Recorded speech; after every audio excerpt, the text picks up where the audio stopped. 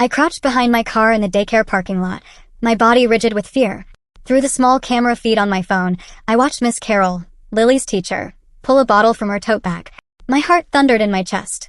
In slow motion, I saw her unscrew the cap, take out a tiny bottle of children's Benadryl, and squeeze a few drops of the pink liquid into the baby bottle meant for my daughter. My hands were shaking so hard I could barely hold the phone steady as Miss Carol put a cap back on the bottle and swirled the contents to mix it in. My breath caught in my throat. In one morning, she had just drugged 4 infants, including my 6-month-old Lily. I dialed 911 with fumbling fingers, pressing the phone to my ear. 911, what's your emergency? The dispatcher asked calmly. My voice trembled as I fought to speak. Someone's drugging babies at the daycare. I managed to choke out. My thumb hovered over the home button as I simultaneously hit the camera upload button and began copying the video to a USB drive plugged into my charger. Each progress bar crawled forward agonizingly slow. Every second felt like forever, and every drop of that pink liquid twisting through the bottle like a dagger to my heart. If the video didn't finish uploading in time, I thought, tears prickling my eyes, what would happen next? The dispatcher's voice faded as my mind flashed back to how we got here, to this awful, surreal moment in the parking lot, pieces of my life spinning out of control. I pressed my shaking body against the car door and closed my eyes for a moment, trying to slow my pounding heart, as if replaying the last few weeks in my mind might somehow give me clarity or courage. It started almost innocently. Lily had always been a good baby, and lately she'd been sleeping a lot. At first, I thought it was just a growth spurt or teething. But 3 weeks ago, I picked her up from daycare after work and noticed something was terribly wrong. When I buckled her into her car seat, I tried to lift her out and found she was like a rag doll, completely limp and unresponsive. My hands were slick with sweat as I shook her gently. Lily? Lily, wake up, I whispered anxiously, pulling down her eyelids. A faint pinkish film coated the rubber nipple of her bottle. I ran a finger across it and touched it to my tongue. The sickly sweet sting was unmistakable. My blood froze. That taste. It was identical to the diphenhydramine I used for my allergies. One accidental sip years ago had taught me that it made me so drowsy I almost passed out on the couch. My stomach lurched at the thought, that pink residue. It couldn't be a coincidence. Someone had drugged my baby. I wanted to scream, to cry out for help right there in the parking lot.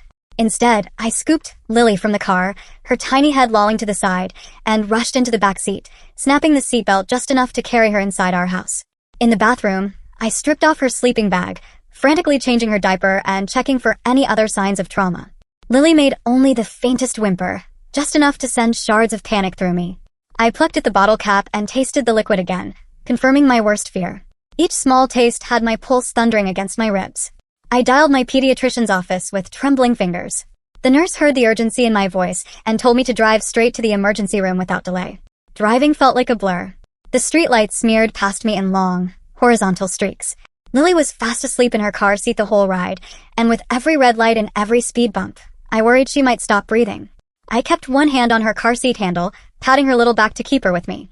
Tears stung my eyes when I thought back on the warm, happy baby I'd kissed goodbye that morning versus the curled-up, drowsy bundle in my arms now. At the hospital, a nurse immediately took Lily from me and hustled us both into a room. I explained between sobs what I had discovered.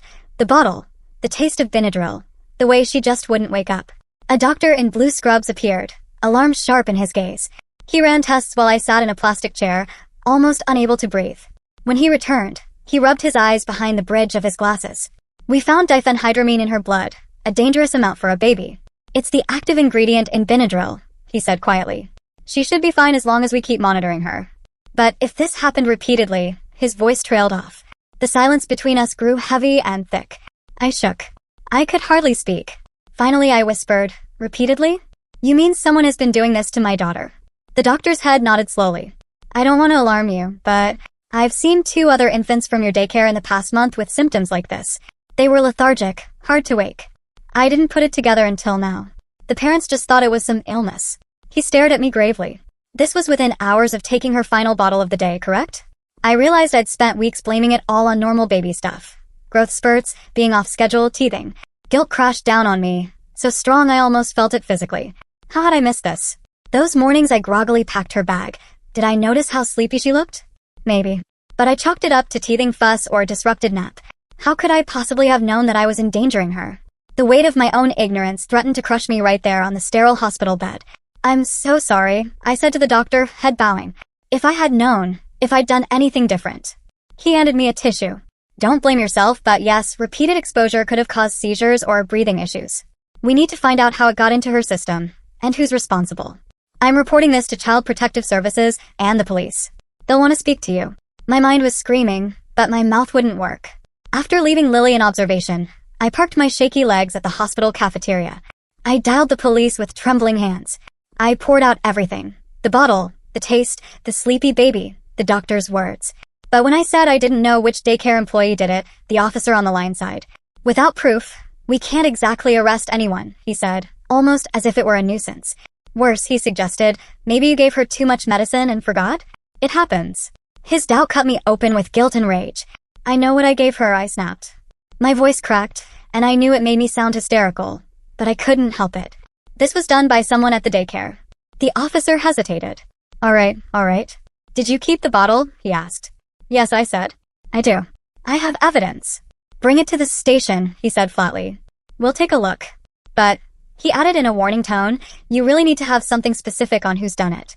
I'll do that. I croaked, my chest heaving. I hung up and stared at the coffee cup in front of me. The dark coffee had grown cold, untouched. My phone buzzed with text messages, parents of other infants at the daycare, presumably seeing the news alert on my name. I stiffened when I read one message. Can we talk? One by one, they started showing up in the ER hallway.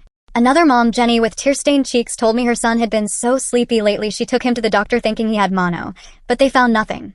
A father, Mark, said his daughter sometimes came home refusing to eat dinner, so drowsy that he had to fight her to keep her awake. They all said the same thing. Their complaints at the daycare were brushed off as normal behavior. My throat tightened into a knot. It was happening to other mothers, too. 4 stories in a day, including mine. All pointing to the same terrible conclusion. I made a promise to myself on the drive home after dropping Lily off at night. I would get answers. The police might drag their feet, but I wouldn't. I had to protect my baby and those other children. The next morning, I marched back into the daycare office without knocking.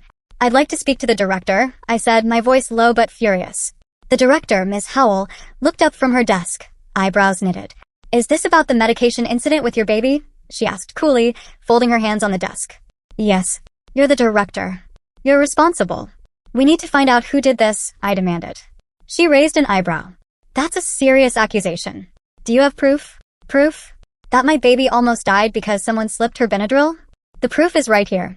I brandished the hospital report and the pink-stained bottle. For a moment, I thought she might panic. Instead, she just leaned back in her chair. This is one test result and your speculation. There are 2 teachers in the infant room, Miss Carol and Miss Jessica. Whom do you think did it? I opened my mouth, tried to answer, but she cut me off. Let me be clear, security cameras are only for our use. Parents can't review footage without a court order.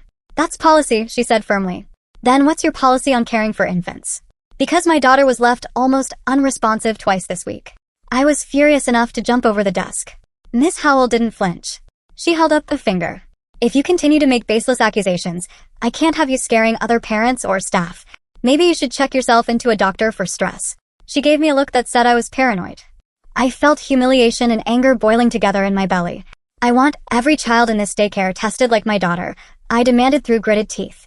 She straightened her cardigan, brushing a lock of hair back. You have no right to demand that. Without proof of wrongdoing by staff, that's illegal. And it would open us up to lawsuits. If you're not satisfied, you can withdraw your child. Plenty of other daycares in this area. Some are very happy to take an eager mother's place. I bit back a retort. I knew she meant it. It was the motherhood version of, don't let the door hit you. My eyes stung with unshed tears. I needed that job, that daycare slot. We couldn't afford a nanny. My mom lived across the country. If I lost my job for missing too much or missing deadlines, I'd lose my house. Taking Lily to another place seemed impossible. That night, I cried myself to sleep. The image of Lily's limp body haunted me. How had this become my life? Scared, powerless, at the mercy of someone dangerous.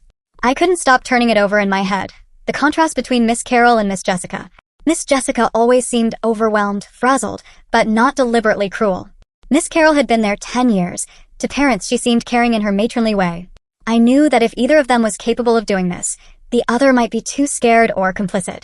The next day, I arrived early at the daycare, trembling in the parking lot.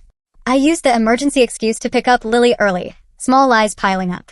When I walked in, Miss Carol was just handing Lily to me. My baby's eyes were closed, her face slack. Miss Carol smirked when she saw me, her eyes cold behind glasses. Rough day, she said brightly, as if unaware of how wrong that question was. I felt rage so hot I had to clench my fist to stop myself from strangling her. "You know exactly what you're doing," I hissed too quietly. She leaned in near my baby's ear and whispered, "Prove it." Then she winked, then handed me Lily as if nothing was wrong. I stared at her mouth opening and shutting, at that little spat of mockery, then fought back tears as I buckled Lily into her car seat. My baby didn't even so much as twitch. Her head flopped down to the side, and my heart almost stopped. I didn't dare speak. I drove home in a daze, tears stinging down my face. How could someone look at my child and do that? And smile? At home, panic set in. I gathered Lily's diaper bag and rummaged through it for the small camera I had stashed, a tiny Wi-Fi spy cam I'd bought after suspecting something the day before but felt too scared to use. Today, I could not allow my fear to freeze me. I had to know. The camera fit in the little pouch and plugged into my phone. I placed Lily's bottle in her bag, pretending to rearrange pacifiers, then casually left it on the shelf as I walked out the door to my car.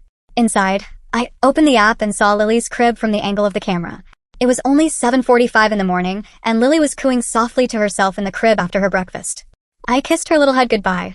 Sitting across the street, I waited. Minutes felt like hours. My heart hammered so hard it sounded like a drum. I scrolled aimlessly through work emails on my phone, hands jittery. Over and over, I checked the live feed of the crib. At 10:15 it happened. In the video, I saw Miss Carol walk into the infant room with her tote bag. She checked a little chart on the wall, then her eyes fell on my baby's bottle.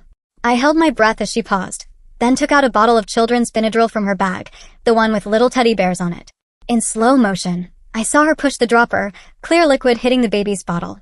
4 times, she had 4 baby bottles lined up. 4 shots of my own medicine into 4 sleeping children.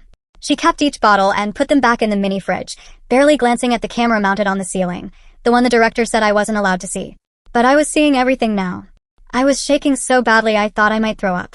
Instead, I yelled into the phone, "Oh my God, police," before calmly placing the phone on record and dialing 911 again, fingers numb. This time, my voice was steady, determined. I reported that I had video evidence of a teacher putting medication in baby bottles at the daycare. The dispatcher asked if any children were in immediate danger. "Yes, they are. Please hurry." I insisted. But within a minute, she transferred me to a detective's voicemail. That defeated me. I sat back in the parking lot seat, the cool metal door frame biting into my hot skin, and I felt utterly alone. With trembling hands, I tapped upload on the video. Inches of progress flicked by, ghost-like as I panicked. I needed that proof off my phone, out of reach of whoever it was that might have access. I plugged in a USB drive to my phone charger, copying the raw file again. Redundancy. Brain screaming. Messages popped up on my screen from other parents saying they had arrived, had heard about an inspector. I glared at each one silently, praying silently to every good, holy thing that the police would act before anyone else was hurt. When there was a blip of movement in the camera feed again, I yanked my own door open and ran in. Miss Carol was still inside, apparently tucking a sleeping baby under a blanket. I strode in with a forced calmness I didn't feel. "I have a doctor's note," I said, voice steadier than I felt. "Lily has an appointment. We're leaving early." Miss Carol was holding my limp baby. She smiled at me, eyes accusatory and triumphant. "She's such a good sleeper today," she said, the words dripping poison. I said nothing, took Lily silently, buttoned my jacket around her as if shielding her from the world, and left before I could throw a punch at the so-called caregiver who pretended to be worried. Back home, I couldn't bring myself to put Lily down. I laid her in her crib and paced the floor, the weight of what I'd seen and what I needed to do pressing down on me. I knew exactly what to do, but my brain felt like mush. I plopped at my laptop with Lily napping nearby and brought up the daycare's parent portal. I matched dates in my work calendar with who worked the infant room those days. A terrifying pattern emerged instantly. Lily only had these deep, dangerous sleeps on days when Miss Carol was working. When Miss Carol was off or when Jessica covered alone, Lily was bright-eyed and awake at pickup. I almost screamed. Until now, the police had been useless without proof. But here it was. Front and center, glaring at me. The timeline lit up in my mind like a warning signal. I highlighted every day Lily had been drugged. That evening, at a small coffee shop down the street, 2 other parents joined me, Jenny and Mark from the ER hallway, plus their spouses. We huddled in a corner booth, the hum of the cafe around us. I queued up the video on my phone.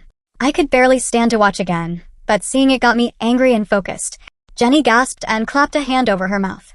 Mark's face went pale enough to freak his wife out, and he kept muttering, "I can't believe this. I can't believe it." They looked at the timeline notes and shook their heads. "I have to take him back for more tests, specifically for diphenhydramine," Jenny cried softly, dabbing her eyes. Her son, like Lily, had been tested only for common things. They thought he was just sleeping. Now I know, she said, voice trembling. It was the daycare. Mark was silent for a moment. Then he looked me in the eyes. I'm pulling my daughter out first thing tomorrow. I don't care what it costs. I don't care what I have to sacrifice. I can't leave her there. He clenched his coffee cup with shaking fingers. I'm so sorry. I felt a fierce protectiveness rise in me for these families, for every baby who had been betrayed. Through tears and laments, we promised to contact each other immediately if anything happened. We became an informal group of watchdogs. The plan was clear: gather evidence, keep records, involve authorities. That night, my phone buzzed again, the detective calling me back. I nearly sobbed in relief. He was surprised but attentive when I told him about the video evidence. Bring everything you have to the station in the morning, he said. We met at the police station as the winter sun was rising. I showed him the video, the hospital reports, even copies of our childcare contract with Ms. Howell's arbitration clause highlighted. The detective looked so grim when he saw the footage. Even his supervisor was called to watch the phone screen, and neither could say a word at first. It's clear as day, the detective whispered when the video ended. He took my timeline notes and phone records.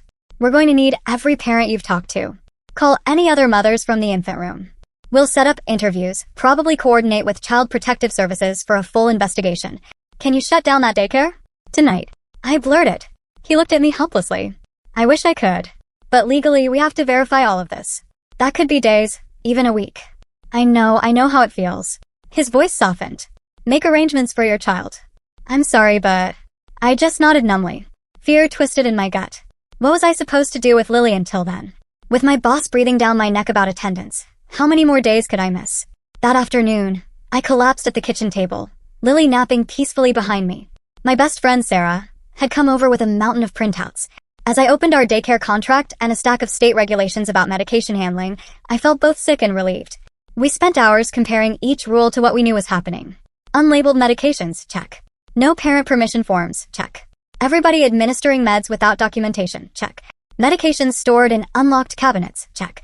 The inspector's calls that evening confirmed she had found all of that, plus stunned staff giving conflicting accounts. That night, my phone buzzed with a text.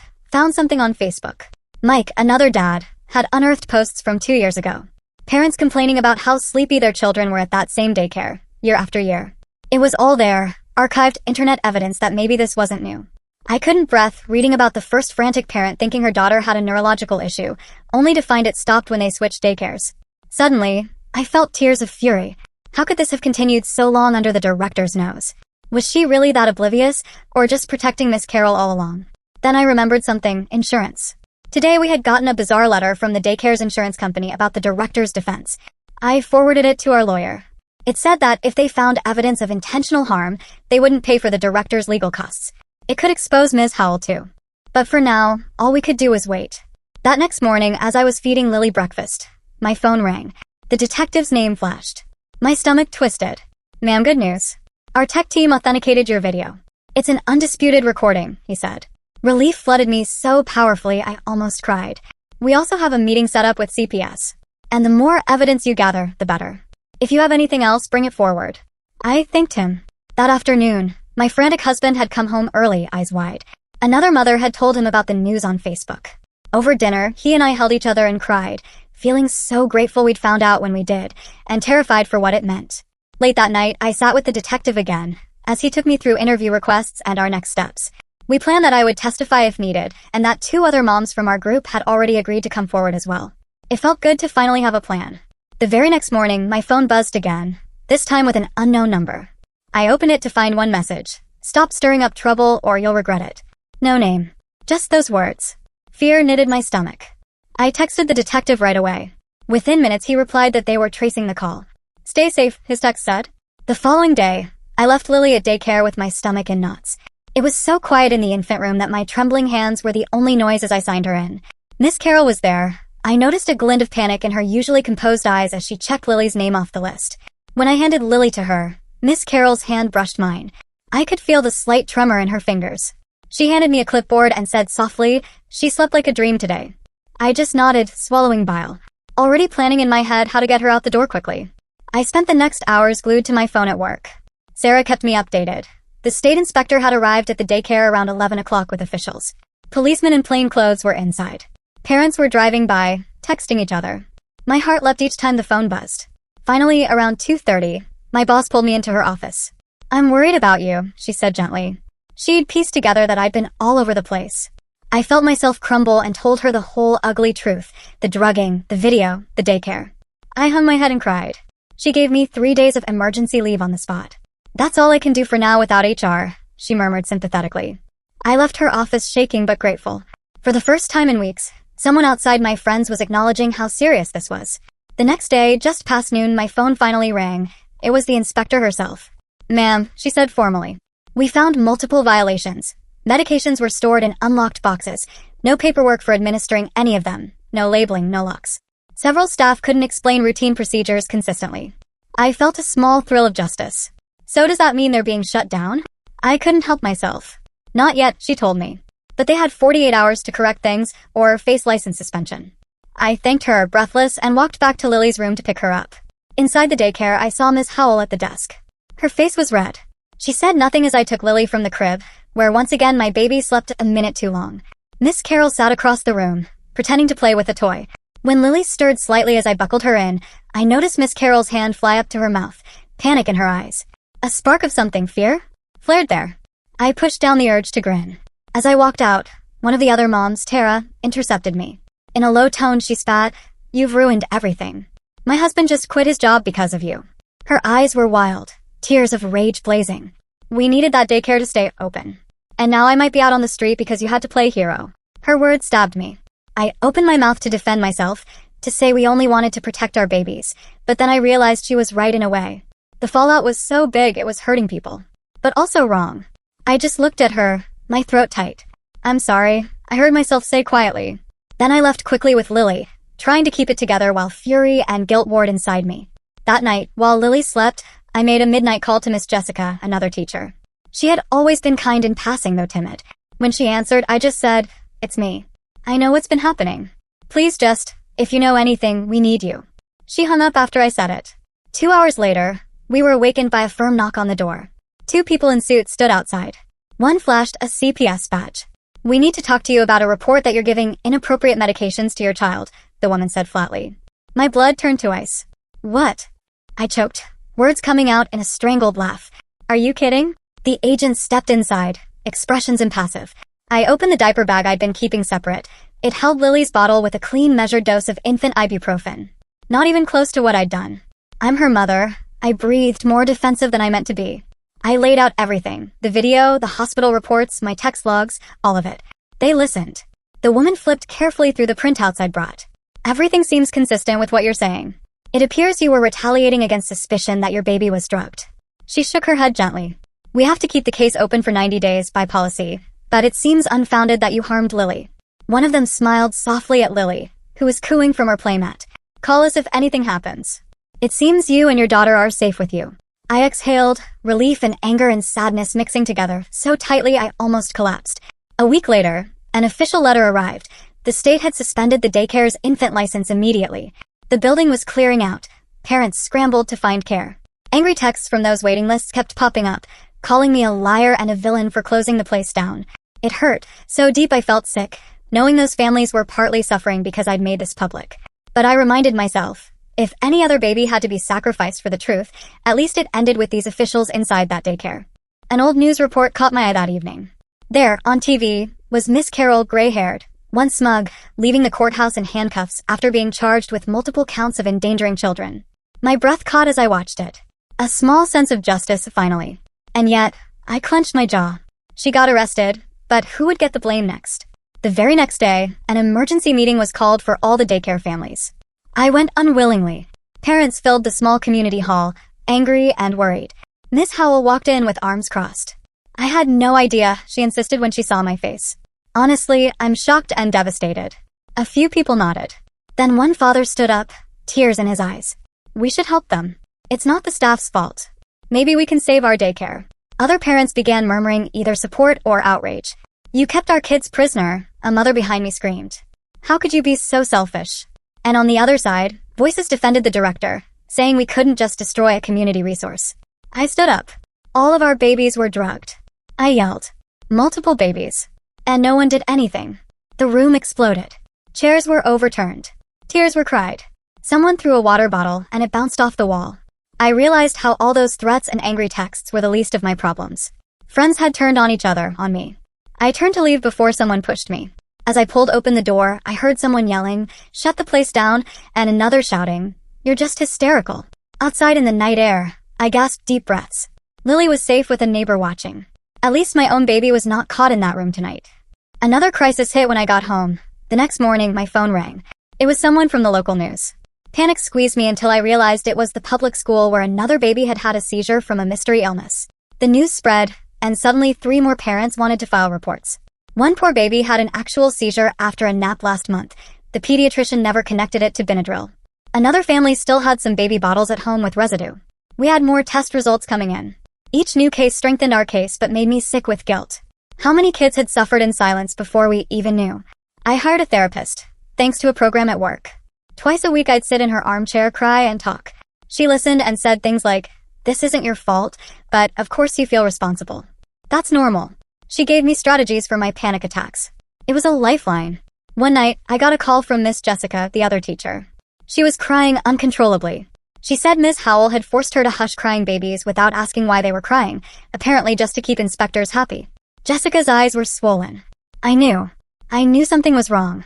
But I was too scared, she choked.